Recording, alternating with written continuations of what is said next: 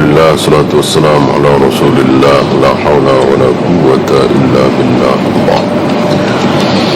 Ada pertanyaan? Balasan kezaliman adalah kezaliman yang semisal. Bagaimana jika Anda mendapatkan uang palsu dari orang lain, lalu Anda balas menggunakan uang palsu itu untuk beli? Ya salah alamat ya. Yang zalim siapa? Boleh antum balas yang dapat, yang ngasih antum uang palsu. Emang antum tahu dari mana itu? Ya, kan nggak tahu kan? Dari mana kan tahu-tahu udah di dompet kita. Ini dari mana kan kita tidak tahu. Tiba-tiba kita balas ke tukang warung. Ya keliru ya, tidak pas. Karena yang menzalimkan bukan tukang warung itu. Dengan dibukanya pintu surga Senin dan Kamis, apa berarti doa dikabulkan dan memperbanyak doa? Berharap seperti itu ya, insya Allah ya. Tetapi jangan lupakan sepertiga malam, ketika sedang berbuka, ketika sedang sujud, itu kan jelas dalilnya. Yang seperti ini ya boleh-boleh saja, tapi yang lebih jelas jangan ditinggalkan. Apakah benar merupakan adab seorang murid saat bertanya kepada gurunya harus terlebih dahulu mendoakan dengan kebaikan? Kalau harus tidak ya, ya sekedar adab saja. Ya seperti antum lihat di para tulab di Masjid Nabawi misalnya, Masjidil Haram misalnya ya. Ya Syekh, assalamualaikum ya. Semoga Allah berbuat ihsan kepada Anda. Lalu bertanya ya, hayyakallah. Ini kan berdoa. Adab ya.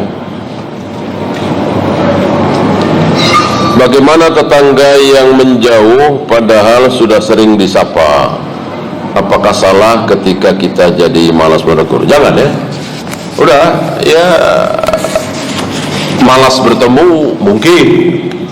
Tapi kalau ketemu papasan, keamprokan, ya kasih salam, assalamualaikum. Jawab nggak jawab, kita kasih salam. Nah, kalau antum muhasabah, introspeksi, boleh. Mungkin dia tersinggung dengan kata-kata saya waktu itu. Mungkin dia sakit hati dengan perbuatan saya, geber-geber motor waktu itu misalnya. Boleh kan, biasanya ada sebab. Orang mendiamkan kita, nggak mau negur kita, kan biasanya ada sebab. Alangkah baiknya kita muhasabah.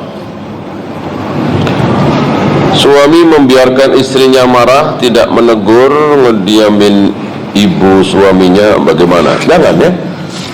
Suami terhadap istri itu harus mentarbiyah. Apa yang tidak baik pada diri istri harus dinasihati. Karena nanti kita akan ditanya oleh Allah tentang sholatnya istri kita, aurat istri kita, saumnya istri kita, ibadah, akidah, tauhidnya istri kita. Kita akan ditanya oleh Allah. Sementara istri tidak sebaliknya. Ya. Maka jangan kita biarkan. Terus kita didik, kita tarbiyah, kita ajak ngaji dan seterusnya. Apa maksud larangan menjual barang dengan dua harga? Jika Anda menjual barang dengan harga grosir 50.000, namun jika ada yang beli satuan, Anda jual dengan 60.000. Bukan itu yang dilarang ya. Yang dilarang dijelaskan bahwa itu terkait cash, kontan dan kredit, kontan dan utang. Kalau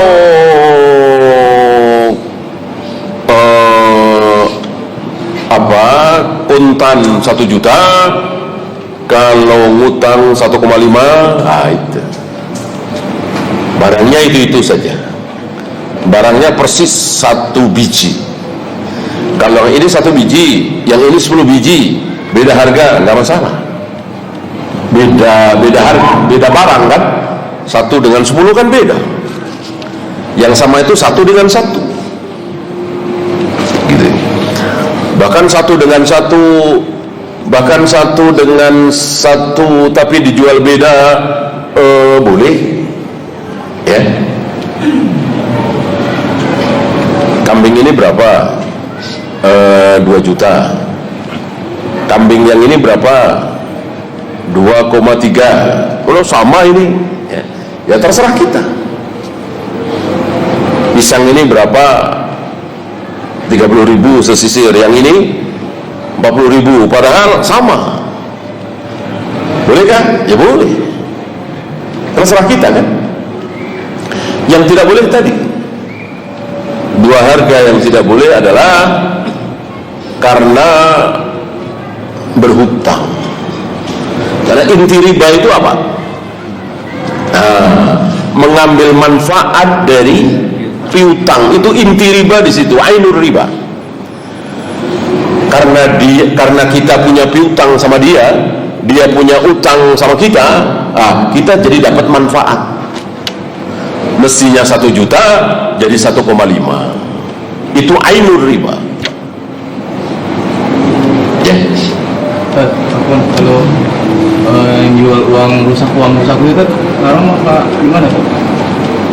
Ya, kalau misalnya uang 10.000 kita rusak, dibayar sama dia di bawah nilai 10.000 gitu kan?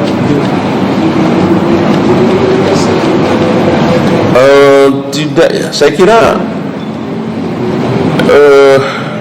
itu kan nilai ya. Apakah ketika 10.000 bagus, tidak lecek, dengan lecok buluk, ya, buat beli nilainya beda kan sama. Ya ngapain ditukar? Ya, itu kan bohong-bohongan doang kan. 10.000, 100.000 bohongan. Kecuali di zaman Nabi betul-betul dinar, betul-betul dirham, baru. Kalau itu kan bohong-bohongan. Ngapain bohong-bohongan kok pakai bagus? Kecuali betul-betul dinar, betul-betul emas. Untuk zaman sekarang pakai kertas, karena itu kan pihak bank mau terima. Misalnya kita datang ke bank bawa uang 100.000 tapi sobek jadi 2, ya, kita tukar yang tidak sobek, terima nggak kira-kira? Terima, karena kan manfaatnya sama. Pihak bank insya Allah terima. Itu aturan baku, ya, legal. Ketika kita bawa uang sobek, kita tukarkan di bank, insya Allah bisa. Karena memang ya itu tadi, bohong-bohongan itu. Tidak seperti dinar dan dirham.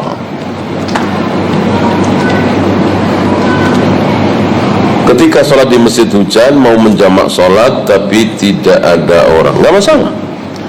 Nggak masalah, bukan salahnya kita kan, nggak ada. Maka sholat maghrib langsung sholat isya boleh, udah begitu pulang. Ya. Kalau antum sebagai imam, ya sudah, azan isya tidak usah diadakan. Gitu. Karena memang secara resmi masjid itu sudah berjamaah sholat isya. Ya nanti kalau ada yang datang, ya apa istilahnya, bukan jamaah resmi imam rawatib, walaupun tentu ya boleh-boleh saja, ya. Bolehkah melaknat diri sendiri? Tidak boleh. Bodoh sekali melaknat diri sendiri, haram. Seberapa pengaruh doa orang tua ke anak sedangkan orang tua jarang sholat? Enggak masalah. mau jarang sholat, bahkan kafir sekalipun, ketika dia sakit hati kepada anaknya karena anaknya durhaka, lalu mendoakan buruk anaknya, Allah kabulkan insyaallah. Ya, walaupun jarang sholat, bahkan walaupun kafir sekalipun, walaupun pelacur, ya, maka antum jangan mentang-mentang ibu antum ahli maksiat, ibu antum jarang sholat, bahkan nggak pernah sholat, bahkan kafir, lalu antum seenaknya. Jangan. Tetap kita taati, kita muliakan, kita rendahkan diri kita di hadapan ibu kita, walaupun ibu kita nggak pernah sholat. Ya, wallahu a'lam. Ya, itu saja. Subhanakallahumma bihamdika, asyhadu an la ilaha illa anta, astaghfiruka.